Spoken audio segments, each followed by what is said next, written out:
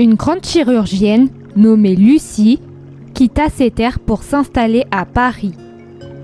Elle rencontra son mari Maxime et eurent un enfant ensemble. Elle fut également célèbre pour ses nombreuses recherches, notamment sur la maladie de Crohn. Quelques années après, Lucie retourna chez elle pendant une courte période pour animer une masterclass à l'université d'Annecy. Elle retrouvera par conséquent sa mère Agathe et son meilleur ami Théo dans sa maison d'enfance. Elle fut très heureuse de les revoir et ravie que son acolyte devienne enseignant à l'université d'Annecy où ils avaient étudié ensemble. Quelques instants plus tard, en fin d'après-midi, Lucie découvrit un homme mort avec un étrange message. « Ta mère n'est pas celle que tu crois » en se promenant dans les montagnes.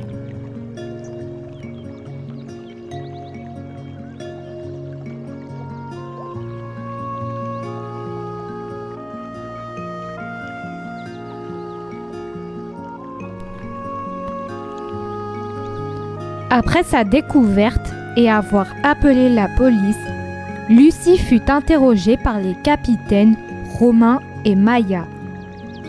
La chirurgienne leur expliqua qu'elle se baladait dans les montagnes pour se détendre et qu'elle avait vu le corps pendant sa promenade. Elle leur confia également que le responsable lui a destiné un message et se demanda si la mort de cette personne ne serait pas liée à celle de son père. En réalité, son père est décédé il y a quelques semaines dans les mêmes circonstances que cet homme. La police prit en compte la déposition de Lucie et lui promit qu'ils arrêteront le coupable. En début de soirée, Lucie rentra chez elle et se confia à sa mère. « Coucou ma chérie, tu es rentrée tard aujourd'hui ?» s'écria Agathe. « Je suis désolée, mais un homme était mort et la police avait besoin de m'interroger, » affirma Lucie. « Ah mince, viens dans mes bras. J'espère qu'ils arrêteront le coupable. » « Je l'espère aussi. » « Dis-moi maman, tu me le dirais si tu me cacherais quelque chose ?»« Bien sûr, pourquoi tu dis cela ?» répondit la mère d'un air très gêné. « Je ne sais pas, oublie ce que j'ai dit. Je suis très fatiguée et très perturbée. Je te comprends. Va te reposer. Demain, c'est le grand jour, alors tu dois être en forme. Moi aussi, il faut que je me repose. J'ai pas mal de choses à faire. Ok. Bonne nuit, maman. Bonne nuit, ma chérie. Je t'aime. »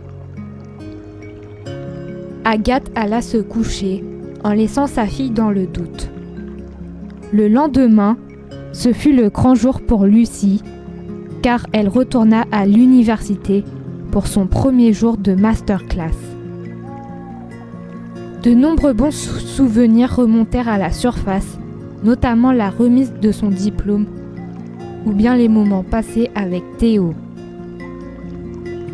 Elle retrouva par la suite son ancien mentor, Gabriel, qui fut très ravi de la revoir et fier de son évolution.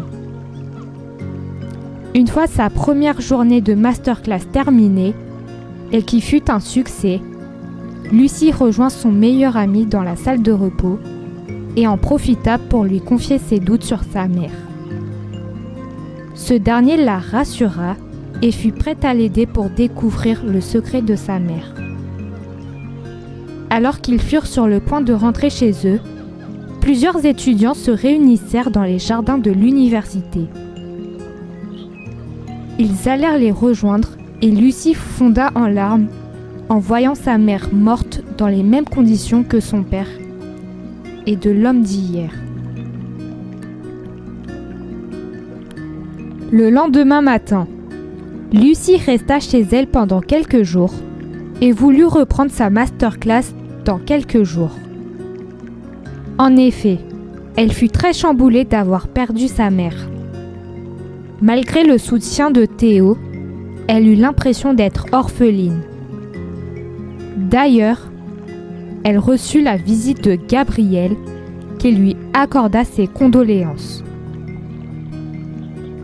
Elle lui annonça que toute l'université, que ce soit le personnel ou les élèves, souhaitèrent mettre en place une cagnotte pour payer une couronne de fleurs pour l'enterrement d'Agathe.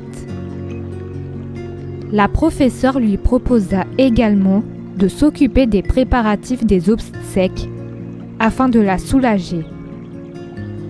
La chirurgienne fut très touchée par son geste, mais déclina car elle préféra gérer cela toute seule. Gabriel insista pour l'aider et Lucie accepta finalement son offre. Leur discussion fut interrompue par Théo qui voulut prendre des nouvelles de sa meilleure amie. De ce fait, elle sortit de chez Lucie afin de les laisser tranquilles, tout en s'emparant discrètement d'un objet très précieux d'Agathe. Théo en profita pour confier ses gouttes sur Gabriel. « Lucie, il faut que je te confie quelque chose sur Gabriel », s'écria Théo. « Oui, qu'est-ce qu'il y a ?» demanda Lucie. « Après qu'on ait eu notre diplôme et qu'on ait pris chacun nos chemins, j'ai surpris plusieurs fois Gabriel pleurer. Je lui ai demandé ce qui n'allait pas et elle m'a dit que son enfant le plus cher lui manquait énormément et que son seul souhait était de devenir maman.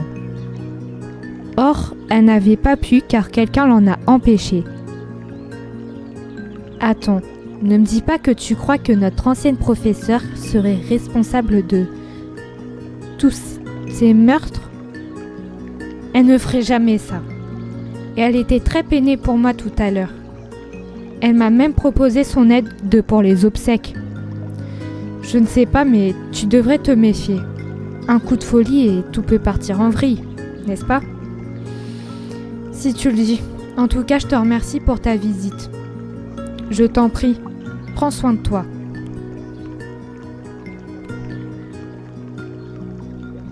Après la visite de Théo, Lucie fut très perturbée par ces révélations. Pendant qu'elle fut en train de ranger les affaires de sa mère, elle remarqua que le carnet d'Agathe a disparu avec la moitié de ses affaires. Par conséquent, elle appela Théo sur le vol et lui demanda si elle n'aurait pas vu Gabriel, dont ce dernier lui affirma le contraire.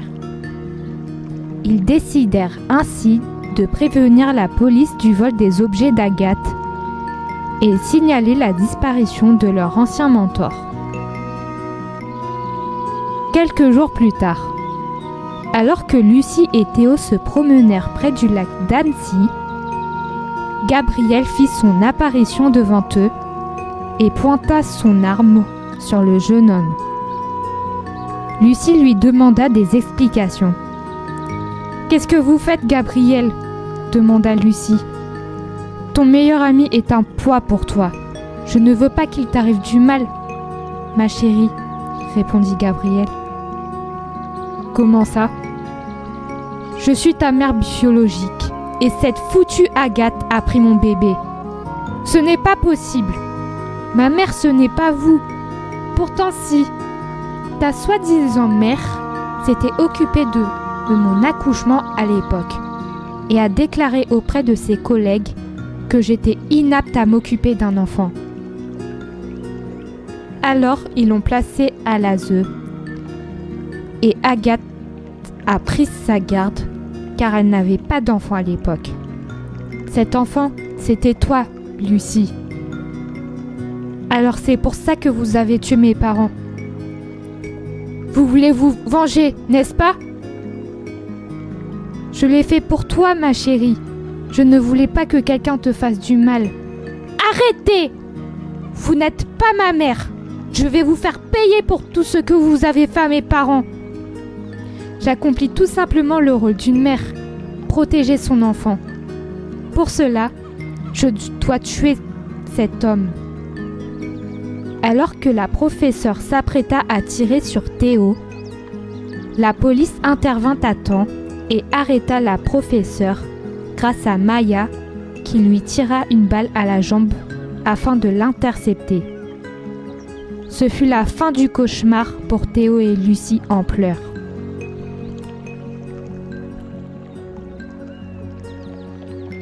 Quelques jours plus tard, Théo se rendit chez Lucie pour prendre de ses nouvelles. Ils furent très secoués par les derniers événements, mais furent heureux que cela se finisse. Malgré le chagrin de Lucie, elle ne voulut pas se morfondre sur son sort et souhaita vivre comme avant. Ainsi, elle décida de retourner à Paris dès que sa masterclass sera terminée. Théo la soutena et lui demanda également si elle avait des nouvelles de Gabriel. La chirurgienne lui répondit que d'après la police, elle fut placée dans un hôpital psychiatrique pour un temps indéterminé, mais elle ne pourra pas être jugée.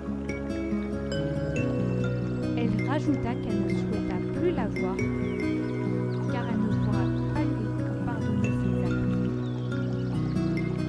Théo comprit la décision de sa meilleure amie et lui déclara qu'elle sera toujours là pour elle et qu'elle sera toujours la bienvenue ici. Elle le remercia et se promettèrent qu'ils se rendraient visite le plus souvent possible. Après sa masterclass terminée, Lucie retourna à Paris auprès des siens afin de tourner la page et rendre visite de temps en temps à Théo.